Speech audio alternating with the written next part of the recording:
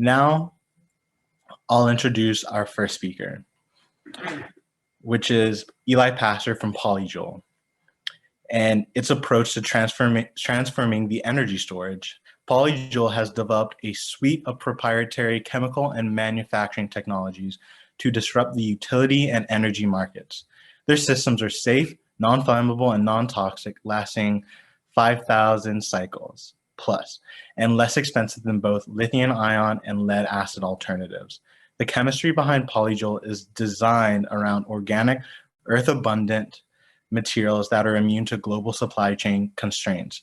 We'll be holding a Q&A session after the presentation, so please feel free to leave your questions either in Zoom or on WOVA, and we'll answer them at the end. Please help me in welcoming Eli. Take it away.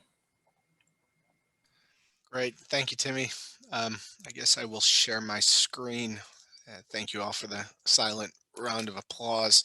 I'll make this presentation. I know we don't have a lot of time, so I'll try to make it interesting. First of all, a little bit about PolyJoule and a little bit about how I was in your seat maybe about 6 years ago. So as introduced, and I know it's a bit of a mouthful, PolyJoule builds a high power, low cost energy storage designed to strengthen the power grid. And I know I got some questions in advance of this presentation, but I'm looking forward to your questions at the end as well. Couple of things here. I know that you sort of got the introduction, and as you are all sort of scientists and engineers, you know that numbers change. So the old data we used to tell people is 5,000 cycles, and then the battery is finished. We're actually approaching 12,000 cycles, and in about a year and a half, we'll be at about 18,000 cycles. Essentially, what we're trying to create is the infinity battery, a bit of energy storage that lasts forever. A little bit of detail in here, more on the business side, but for those of you that are going into entrepreneurship, there's a couple of different sides to it. One is the technology. The other is the ability to sell your technology. You may have the greatest product in the world, but if no one's willing to buy it, it's not going to be worth much. So just wanted to do that as a lessons learned on the MIT side. You got to be practical, but you also have to have something that's awesome.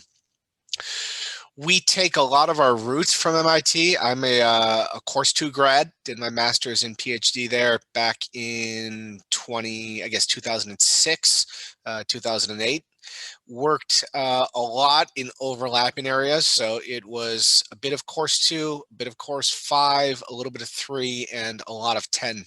And a lot of the members of our team have either done undergraduate, graduate work, or postdoc work there. One of the things that we augment, and you all are rather lucky to be in sort of the Boston, Cambridge space, and I saw a list of your sponsors, so I encourage you to take advantage of that. PolyJoule is a small company that can't do everything, and so we rely on people like MIT, but also bigger systems like NEC Energy Storage and the other members you see there that really help us sort of push the engineering envelope. Let me talk a little bit about the pretext of energy storage and how PolyJoule got started. So 5 years ago, no one would have thought of putting batteries on the electricity grid unless you were in the know-how. And 10 years ago, it was unheard of. Nowadays, you hear about these very large hundreds of megawatt hours to gigawatt hours of batteries putting next to solar farms and windmills and everywhere else. We think that's great from an energy transformation standpoint. You can write the number in the back of your head that for every kilowatt hour of energy that's consumed, there's about 0.5 kilogram of CO2 that's emitted into the atmosphere if that kilowatt hour is consumed from natural gas or from coal or from oil. That's an enormous amount of emissions that are occurring on a daily basis. And if you wanted to calculate your own carbon footprint, go ahead and take your electricity bill for your last 12 months and just use that number to see that you've all probably emitted by proxy hundreds of kilograms of CO2 over the year. So batteries are an important part of that because when you have batteries, you can extend the solar envelope. You can make wind last even if the wind doesn't blow. The problem that we see is that the majority of installations 5 years ago were all in lead acid, and that market flipped on its head, and now 85% of the grid level installations are in lithium ion.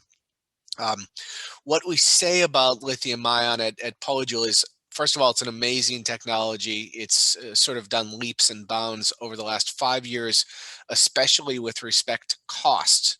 Um, our biggest concern is on the environmental impact of it long term. There's a reason that lead acid is permitted now.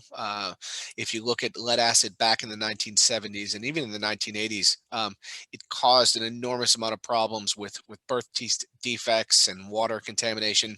And it's unclear with all of these lithium ion batteries that are going onto the grid, what's going to happen in that regard. But the other side of it is, it's got to make economic sense. So if you look at the power grid, the majority of power level assets, anywhere from wiring to cable to towers to power plants, last for 30 or 50 years. And if you pick up your cell phone, you know that this thing only lasts for about 3 years, maybe 3.5 years before you either buy a new phone or you buy a new battery.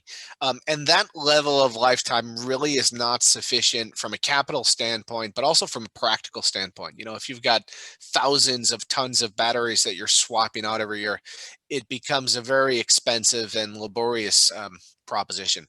Apart from that, there is mining and waste. There are concerns about geographies. Lithium ion does catch on fire. Not always, but sometimes. And the bigger the battery, the bigger the chance that it does catch on fire. So we take those set of criteria and we try to change the story. So what do? The first thing that we do, and I'll actually start at the middle one, is we went back to the periodic table and we said, okay, let's get rid of the metals completely. All right. No lithium, no cobalt, no lead, no nickel, no iron. Just get rid of the metals because they're big, they're heavy, and sometimes, more often than not, they're toxic and they're expensive. And sometimes they're geographically limited. Said, okay, what do we have left? Well, we don't want to go to the crazy esoteric materials that might work at the bottom of the table. Let's go to the organic elements in the middle, on the left and the right. And that was really back in, I guess, 2014 when we started to both throw a dartboard and molecular design different types of chemistries that could turn into batteries. Over the course of 4 years, we essentially went through about 10,000 different permutations until we got to a battery that we knew that was lower cost at the cell level, at the system integration level, at the pack level. But it also had some ancillary benefits that we did not necessarily anticipate, but happen to be very good for the grid. One of those is PolyJoule cells sort of high power capabilities. And if we get some Q&A later, or we have time, I'll talk about why high power batteries are actually valuable to the grid from an economic standpoint, but also from an environmental standpoint. So what's the technology? Well, I'd love to sign all 100 of you up for NDAs, but the bottom line is we don't really go into our technology except to say it's organically derived. PolyJoule's material is proprietary, but what we do here is we actually manufacture the anode material, the cathode material, and the electrolyte. And everything else is done through a suite of proprietary, complex, sort of outsourced manufacturing. Couple of key benefits of the actual chemistry that we've derived is it doesn't have to be treated with kid gloves. So if any of you are from very cold or very hot climates, you know that if you leave your cell phone out on the dashboard of your automobile or outside, it shuts itself off. If it gets to very hot temperatures or if it gets to very low temperatures. In PolyJoule's case, you don't need a fan, you don't need heating or air conditioning. It really does actually work quite robustly. The other side of it is imagining the green footprint. So, if you have thousands of tons every year of batteries that are going into a landfill, are they going to be made of lead? Are they going to be made of lithium? Or are they going to be made of something that's sort of environmentally benign? And benign for us means pH neutral, no leaching, no water contamination, non-flammable, all the stuff that basically means it's not going to cause problems 10, 20, or 30 years down the road. So let's talk a little bit about the grid, because I know that's the theme of the evening. And the grid is a lot more complicated than people give it credit for. So if you take the city of Boston and the 500,000 to 2.5 million population from Boston Metro, and you imagine that there are numerous power plants spread throughout the city, and that power has to be created instantaneously and delivered instantaneously to your house. So if you have fast EV chargers that are coming online, and let's say that an EV charger or fast charger is 150 kilowatts, and you plug in that fast EV charger to a brand new Tesla, that's the equivalent of 750 houses in the town of Brookline going from completely dark to turning on all their lights and all their dishwashers. So there's an enormous amount of power that the grid has to manage at any given instant of time. And that's sort of the tricky part of it. So it's a very regulated market, but it's also a very complex network. And we say, okay, if you have a very unique power to energy ratio battery, you can handle applications where things go wrong. That's brownouts, that's blackouts, that's places where there's urban density, that's places where there's fast charging. You can also help renewables. That's sort of a no-brainer, but we look at sort of the lowest hanging fruit and the best application for our technology. From a competitive advantage standpoint, and what you see over on the left, this is one of our PolyJoule power modules. I think I've got some cells behind me, but a single cell looks like this. It's about 125 millimeters tall, 60 millimeters in outer diameter. Single cell produces about 1 kilowatt of power. Now, not a lot of energy stored in here. So if you really wanted to, you could take this cell and you could power, well, I don't know, 3 or 4 dorm rooms for about 10 minutes, but that's not actually very practical. What we say is we build these into much larger systems that support the grid. And in that case, it's much higher power, you know, tens of kilowatts up to hundreds of kilowatts, and much more energy as well on the kilowatt hour basis. But on the technological side, we say, okay, you have to be able to recharge it and discharge it very quickly. That's another translation on the power, and also be able to run it over very short durations or very long durations. Cycle life, I did mention probably around slide 3. Cycle life is important, again, from a grid level asset that's going to be treated like anything else on the utility grid. It's got to last 10, 20, or ideally 30 years, and it's got to last in Minnesota and Arizona and Antarctica and, you know, everywhere else in between, over on all the continents. So we say cycle life is incredibly important. Unfortunately, you can't charge a premium for it, but you can beat your customers out of it. And another part that goes part and parcel with this from the technical side is that cycle life is not just slimming off the, you know, the top 10% of the battery. It really means, can you discharge your battery to 100% depth of discharge, and what's your cycle life like that? And PolyJoule has some of the best stuff on the market right now. We're a bit risky in that we like to take our material and try to get it to fail.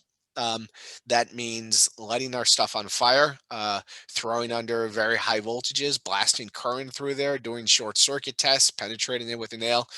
It's quite robust. Part of that has to do with the actual chemistry. Part of that has to do with the engineering. But from a safety standpoint, we look at safety as one sort of a prerequisite, but also as a sort of long-term, you know, reputation kind of thing. Okay, someone had a question before the presentation about costs. The interesting thing about when this graph was created, which was in 2019, was that battery costs were at about $134 a kilowatt hour. If you listen to Elon Musk, he says he's going to be at about $60, $75 a kilowatt hour in about 2 years. If you know Elon Musk, you know that he's going to be at about $60 to $75 a kilowatt hour in about 4 or 5 years. Nonetheless, lithium ion prices will get there. What we say is twofold. Number one, you can get to cost through better chemistry. There's only so much energy that you can hammer out of lithium, whereas if you use an alternative energy, the sky is sort of the limit from the theoretical side. It's also the limit in terms of the supply chain, because we're still at very small values. The other side of it is you say, okay, let's not sell per unit energy, but let's look at the cost per unit power. We blow lithium ion and lead acid and nickel metal hydride, for that matter, out of the water. We have some of the cheapest dollars per kilowatt power solutions out there in the market today.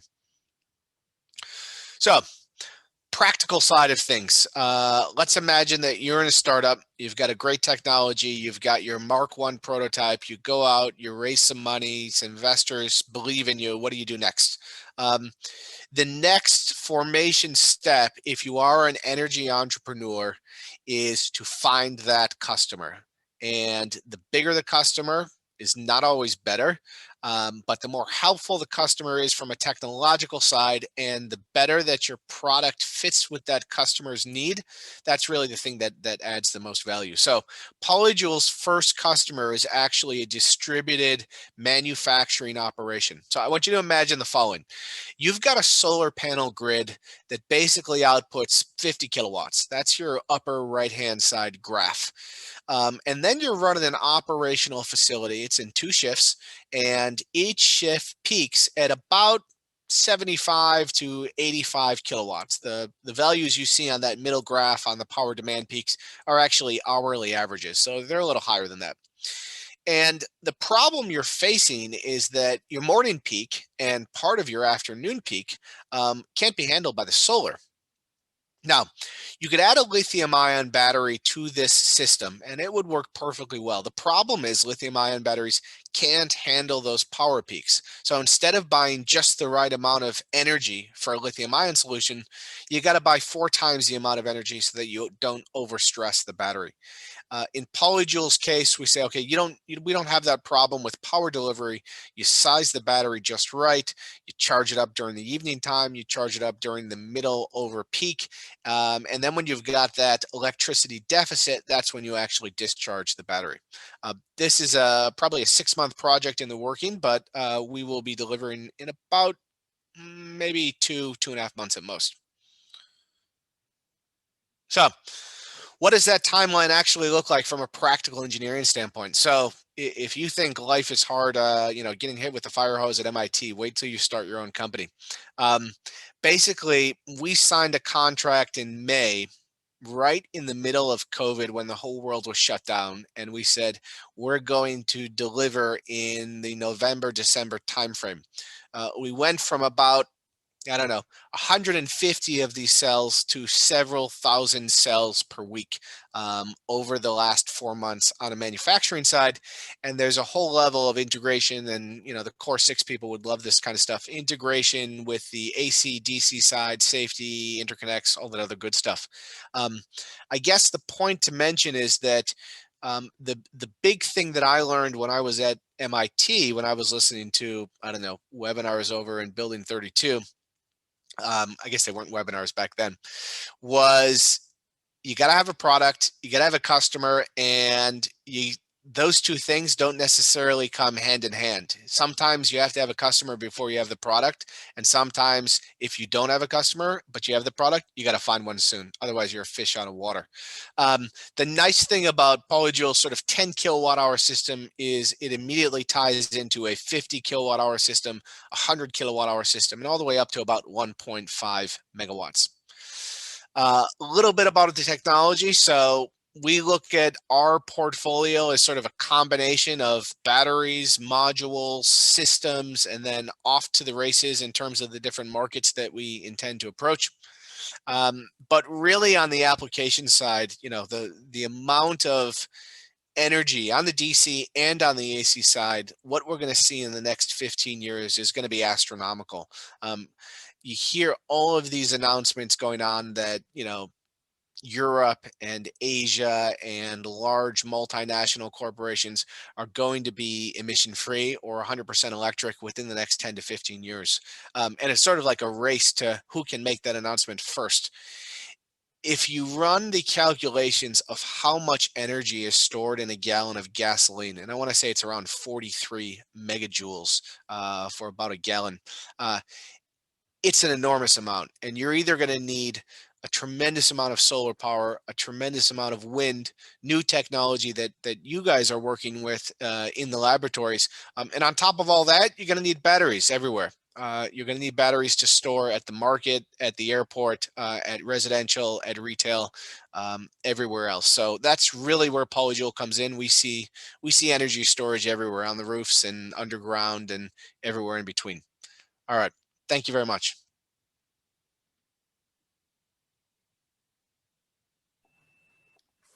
Thank you for that innovative speech. We've really enjoyed that conversation. And now getting into the Q&A portion, there are some questions in Wova. The first one is, how long is your battery's discharge/charge cycle? And do you have a long duration approach for seasonal energy storage? We don't take a long durational approach. We do a 10-minute to a 10-hour charge, and we do a 10-minute to a 10-hour discharge. So we look at it from a low-hanging fruit, flexible asset perspective. There's two camps out there, and we actually, we're quite supportive of the long duration approach for certain instances. So here's the question I pose back. And some of you may not remember this. You may be too young, but think about it this way. You get your internet bill or your electricity bill or your old telephone bill, not your cell phone bill, but your old telephone bill, and you only had one choice for a provider. You've got to take it through NSTAR or Con Edison or Eversource or AT&T, and that's it. And you look at cell phones. Cell phones, what they do is they open up the market, they open up the dynamics, they open up the pricing structure, and they open up essentially giving the benefit to the end user. If you move to a seasonal long duration storage, which is a large capital asset, that long duration storage is going to be owned by one individual. It's either going to be the utility or it's going to be the municipality. So in that regard, we say, okay, let's take a different approach. Let's try to get more smaller batteries everywhere rather than one big battery that handles it, because 98% of the time you're going to have sun or you're going to have wind within 12 hours, right? Unless we go into a sort of, unless you all move to Seattle, I guess.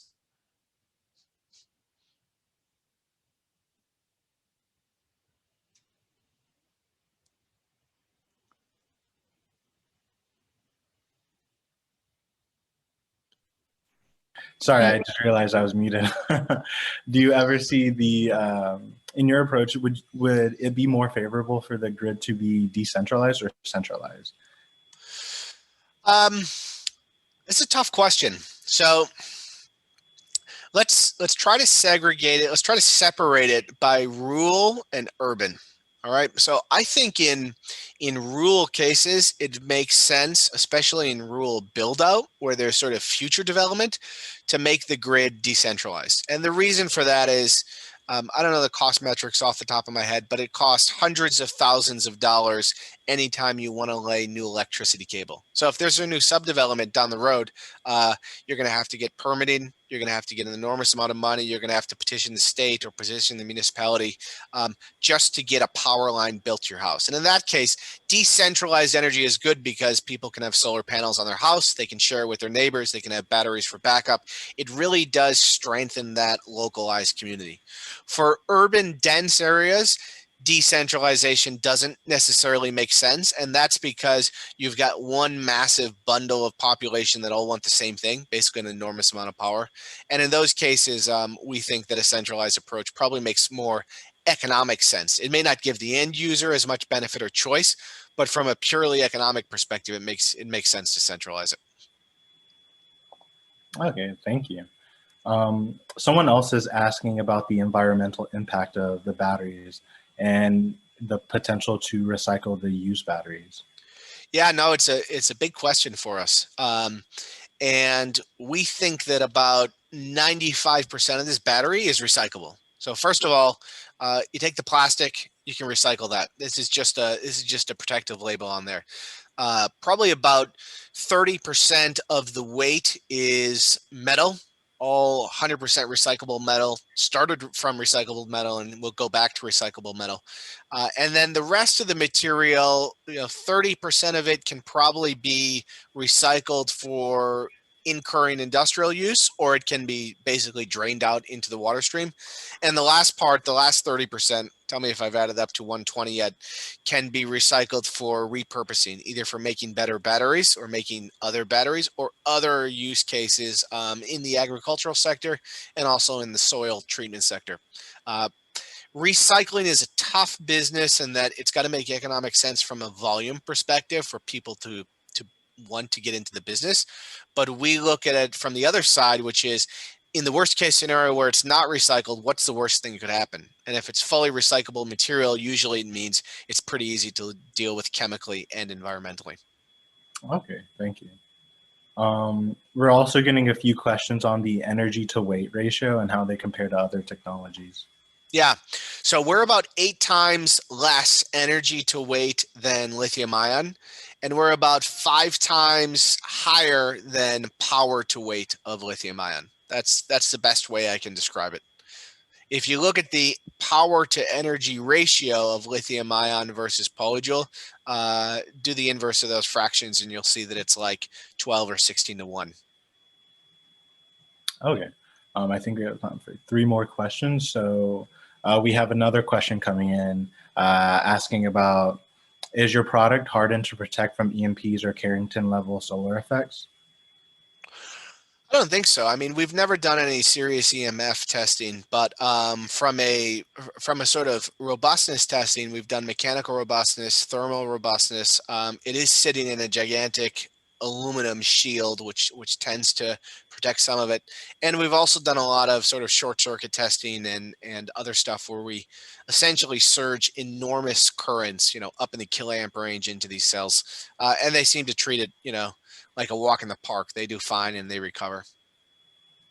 Okay.